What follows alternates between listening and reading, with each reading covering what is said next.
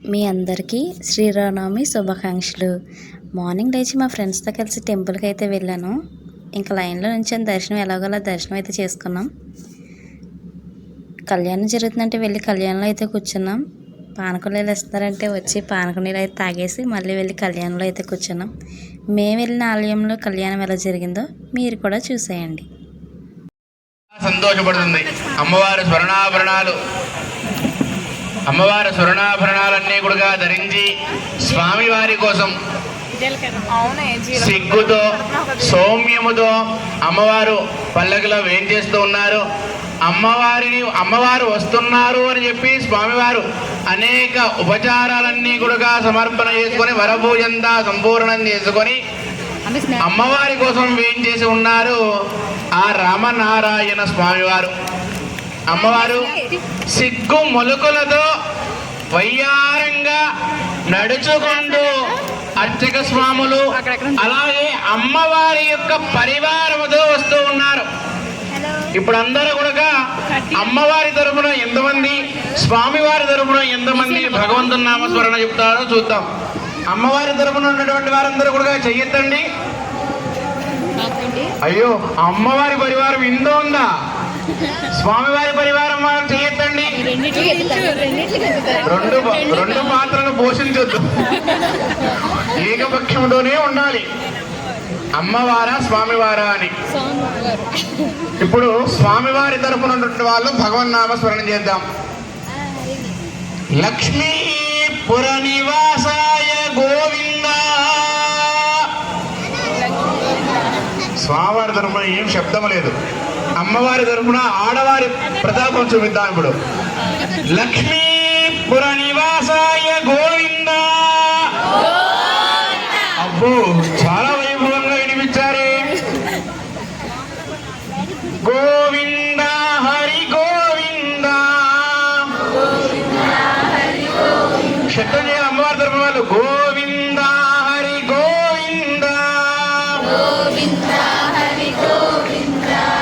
గోకుల నందన గోవింద. ఇదే గోలోకముగా ఇదే వైకుంఠముగా భావన చెయ్యండి. అప్పుడే అందరి అనుగ్రహాన్ని మీరందరూ పొందగలం. మనమందరం కూడా హరినారాయణ గోవింద హరినారాయణ గోవింద. శ్రీమన్నారాయణ గోవింద. గోవింద హరి గోవింద. గోవింద హరి గోవింద. గోకుల నందన గోవింద. శ్రీ వెంకటరమణ గోవింద. గోవింద హరి గోవింద. గోకుల నందన గోవింద. వెంకటరమణ గోవింద. వెంకటరమణ గోవింద. మన ఇంట్లో మన కూతురు పెళ్ళో, కొడుకు పెళ్ళో, మనమడు పెళ్ళో, మనమరాలు పెళ్ళో జరిగితే ఎంత ఆతృతతో, ఎంత కోలాహలముతో ఇక ఏమి జరుగుతుంది, ఇక ఏమి జరుగుతుంది అని చెప్పి పరుగులు పెడుతూ ఉంటుంది మనస్సు. భగవంతుని యొక్క కళ్యాణము జరిగితే ఎందుకు అంత మనస్సు పరవశించదు? ఎందుకని? ఎప్పుడెప్పుడు అయిపోతుందా, తదియారాధన ఎప్పుడెప్పుడు స్టార్ట్ చేస్తారా అని కొంతమంది. అబ్బా, భగవంతుని యొక్క కళ్యాణం ఎంత వైభవంగా జరుగుతుందో అని కొంతమంది. ఏమిటి, ఏదేదో చెబుతున్నారు కానీ మంగళసూత్ర ధారణ జరగలేదని కొంతమంది. ఎన్నో పనులతో, ఎన్నో సమస్యలతో, ఎంతో బాధతో, ఎంతో ప్రేమతో అనేక విధములుగా ఆలయానికి వచ్చినటువంటి వారం మనమందరం కూడా. కానీ వీటి అన్నిటినీ అనుగ్రహించేవాడు పరమాత్మ. ఆ పరమాత్మకే కళ్యాణం చేసేటువంటి భాగ్యం నీకు. ఎంత వైభవమో చూడండి ఇది. అందుకే అన్నమాచార్యుల వారు ఒకటంటారు, ప్రాణము పోసిన వాడికే ప్రాణ ప్రతిష్ఠ అని. మనందరికీ ధాతువు నారాయణుడు కదా, నారాయణుడనే ఒక అర్చావతారముగా ఏర్పాటు చేసి వారికి దేవాలయాన్ని నిర్మించి ఆ దేవాలయములో వారికి ప్రాణ ప్రతిష్ఠ చేసి తరువాత వారికే కళ్యాణ పెద్దవై నిలిచి ఈ పూట ఈ బందరు భద్రాలయం రామాలయంలో కళ్యాణ పెద్దలుగా ఏం చేశారు మీరందరూ కూడా. భగవంతుడికి తల్లిదండ్రులయ్యా మీరందరూ. ఎలా ఉండాలి ఈ సమయంలో? శ్రద్ధావాన్ లభతే జ్ఞాన్, శ్రద్ధగా స్వామివారి కైంకర్యం జరగాలి అనేటువంటి మౌనాన్ని పాటించాలి. కనులు మాత్రమే చూడాలి, చెవులు మాత్రమే వినాలి, నోరు మాత్రమే పలకాలి భగవంతుని యొక్క నామం. ఇక ఏ పని చేయకూడదు ఈ దేహం. 10 నిమిషాలు, 1 గంట మనము ఏమి ఈ ప్రపంచముతో సంబంధము లేదు అనుకుని ఇక్కడ ఉంటే ఈ భూమికి ఈ ప్రపంచానికి నీ వల్ల నష్టము ఎక్కడా కలగదు. అనేకమైనటువంటి పాపభూయిష్టమైనటువంటి పనులు ఎన్నో చేస్తూ ఉన్నాం కాల వృధాంగా. భగవంతుని నామం చెప్పే సమయంలో ఎందుకు అంత ఆలస్యం? అమ్మవారు వస్తున్నారు, అందరూ కూడా రామనామ శబ్దాన్ని చెయ్యండి. లక్ష్మీపుర నివాసాయ గోవింద. అందరూ హర్షధ్వానాలు చేస్తూ జై శ్రీరామని చెప్పండి. జై బోలో రామచంద్ర భగవానికి, రామచంద్ర భగవానికి. 2 చేతులు జోడించి హర్షధ్వానాలు చేయండి. శ్రీరామ జయ రామ జయ జయ రామ బోలు. శ్రీరామ జయ రామ జయ జయ రామ. గట్టిగా చెప్పాలి. శ్రీరామ జయ రామ జయ జయ రామ.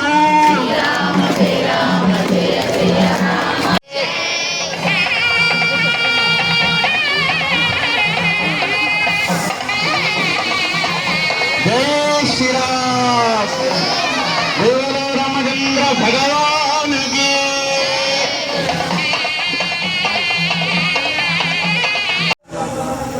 శ్రీయోద్వాహము అని పేరు. శ్రీయోద్వాహము అంటే లక్ష్మీ కళ్యాణం అని పేరు. ఏం కళ్యాణం? కానీ ఇక్కడ ఏ కళ్యాణం జరుగుతుంది? సీతా కళ్యాణంగా జరిగేది. ఏమంటే లక్ష్మీ కళ్యాణం అంటున్నారు ఏమిటండి అంటే, అవి ఎంతమందికి ఆడపిల్లలు ఉన్నారు ఇక్కడ? పెళ్లి చేశారా? ఆ కార్డులో ఏమేస్తారు మీరు? అమ్మాయి పేరు ముందు సౌ ఏంటి? చిరంజీవి, లక్ష్మి, సౌభాగ్యవతి. ఆమె పేరు ఏదైనా సరే ముందే ఉంటుంది. ఆమెకి లక్ష్మి సౌభాగ్యవతి అని ఉంటుంది. మనం పేరు ముందు తగిలించుకోవాలి. ఆమె పేరేమిటి? సీతా. సీతా మహాలక్ష్మి. ఎవరండి? ఈ మధ్య కొత్తగా ఒకళ్ళు సీతా మహాలక్ష్మి అనకూడదు, సీతా మహాసాధ్వి అనాలి. మహాసాధ్వులు చాలా మంది ఉన్నారు, వాళ్ళందరికీ ఈమె గొప్పది కాబట్టి సీతా మహాలక్ష్మి. ఈమె సీతా మహాలక్ష్మి అయితే ఆయన ఏమవుతాడు? రామనారాయణుడు అవుతాడు. మీకు తెలుసో లేదో, స్వామివారి కుడి వక్షస్థలంలో లక్ష్మీదేవి ఉంటుంది, గుండెల్లో ఉంటుందా? ఎందుకు ఉంటుంది గుండెలో? ఏమంటే ఎడమవైపు గుండె అంటే అనకండి, కుడివైపు హృదయంలో అమ్మవారు ఉంటుంది. ఎందుకు ఉంటుంది అంటే, మగవాళ్ళ హృదయం బండరాయి లాంటిది అంటాం కదండి, ఇది గుండె బండరాయ అంటాం కదా. ఆడవాళ్ళ హృదయం ప్రేమమయమైనటువంటిది, దయతో నిండి ఉన్నటువంటిది. ఎవరైనా స్వామి దగ్గరికి వెళ్ళి దండం పెడితే బండరాయి చేసుకుని గుండెతో వాళ్ళని ఏమన్నా శిక్షిస్తాడేమోనని అమ్మవారు వెళ్ళి ఆయన గుండెలో కూర్చుంది. ఇక్కడ ఉంటుందండి. చాలదన్నట్టు ఎడమవైపు గుండెలో కూడా ఉంది ఆమె. అది చాలదన్నట్టు కుడివైపు ఉంటుంది, అది చాలదన్నట్టు ఎడమవైపు ఉంటుంది, అది చాలదన్నట్టు పాదం దగ్గర ఉంటుంది. ఎందుకు ఉంటుంది? మనం వెళ్ళి దండం పెట్టామనుకోండి, ఒకసారి డేటాబేస్ క్లిక్ చేస్తే మనం చేసిన పాపాలన్నీ ఒక లిస్ట్ వస్తుంది ఆయన దగ్గర. నువ్వు నా మొహం చూపించగరా, వెళ్ళిపో అంటాడు. పక్కకి తిప్పుకుంటాడు, మొహాన్ని ఇట్లా తిప్పుకుంటాడు. ఇక్కడ ఎవరుంటారు? శ్రీదేవి ఉంటుంది. చెప్తుంది, ఎట్లా అయ్యా పిల్లలు తప్పు చేయకుండా ఉంటారా? పిల్లలన్నా తప్పు చేస్తారు, నువ్వు శిక్షించకూడదని మొహం తిప్పుతుంది. కాదు అని ఇటు తిప్పుకుంటాడు. ఇక్కడ ఎవరు ఉంటారు? ఆమంటుంది, అక్క చెప్పింది కదా, నువ్వేంటి చూడవు అంటే, నేను చూడని ఇట్లా అంటాడు. ఇక్కడ ఎవరు ఉన్నారు? ఇద్దరు కలిపి ఇట్లా పైకి లేపి మనల్ని అనుగ్రహించేట్టు చేస్తారు లక్ష్మీదేవి. ఇక్కడ శ్రీదేవి వేరు, భూదేవి వేరు కాదు. లక్ష్మీదేవే మన కోసం అన్ని రూపాలను ధరించి ఉంది. ఆడవాళ్ళు కూడా అంతే కదండి. ఒక ఇంట్లో స్త్రీ ఎన్ని రూపాలు ధరిస్తుంది? 8 రూపాయలు ధరిస్తుంది అష్టలక్ష్మిగా. అవునా కాదా? ఎవరైనా ఆడవాళ్ళని చూడంగానే ఏమని సంబోధిస్తారు? అమ్మ శ్రీ మహాలక్ష్మిలా ఉన్నారంటారు, కానీ మహాకాళిలా ఉన్నావమ్మా అనరు. అంటారా? అంటారా? శ్రీ మహాలక్ష్మి అంటే ప్రేమ నిండినది, శిక్షించే గుణమే లేనిది, మాటలతో మనల్ని దిద్దుబాటు చేస్తుంది. రావణాసురుడు ఎన్ని కష్టాలు పెట్టినా, రావణాసురుడు ఏం చెప్పింది తెలుసా? రావణ, ఇప్పటికైనా తప్పు తెలుసుకోరా, వెళ్ళి రాముడి పాదాల మీద పడు. ఎన్ని కష్టాలు పెట్టాడు తెలుసా సీతాదేవిని రావణాసుడు? ఆయన వారం రోజులు కదండి, సోమవారం డ్యూటీ ఎక్కిన రాక్షసులు మళ్ళీ సోమవారం వరకు కూడా వాళ్ళకి హాలిడేట. ఎందుకని అంటే, ఒకే రోజు వచ్చారనుకోండి వాళ్ళు రోజు, సీతాదేవిని హింస పెట్టడంలో కాస్త వాళ్ళకి ఇంట్రెస్ట్ తగ్గుతుంది. వారంకి వస్తే ఏమవుతుంది? హింస పెట్టచ్చు. అట్లా ఎన్నో వందల రాక్షస స్త్రీలతో రావణాసుడు సీతమ్మ వారి నానా హింసలు పెట్టించినా రావణాసురుణ్ణి శపించల సీతాదేవి, రావణాసురుణ్ణి శిక్షించల, రావణాసురుణ్ణి ఏమీ అనల. అది అమ్మ హృదయం. ఎన్ని తప్పులు చేసినా సంతానాన్ని ఆశీర్వదించి మంచిగా ఉండాలని కోరుకునేటువంటిది ఒక స్త్రీ హృదయమే.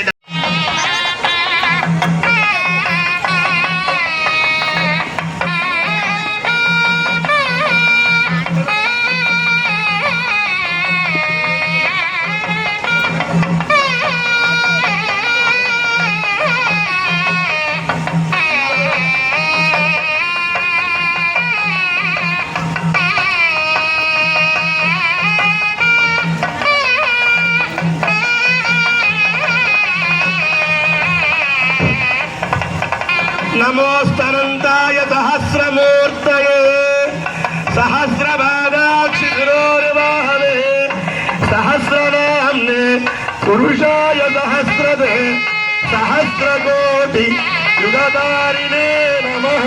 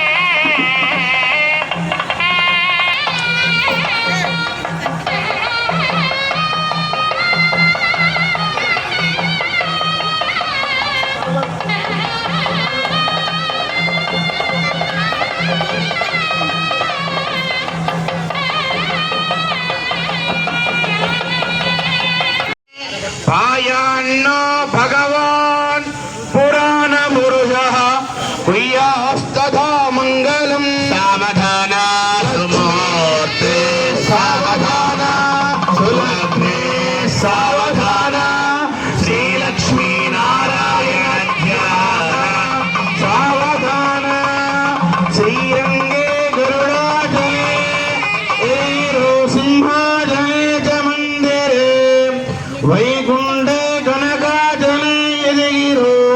నారాయణాజ్ఞాచలే.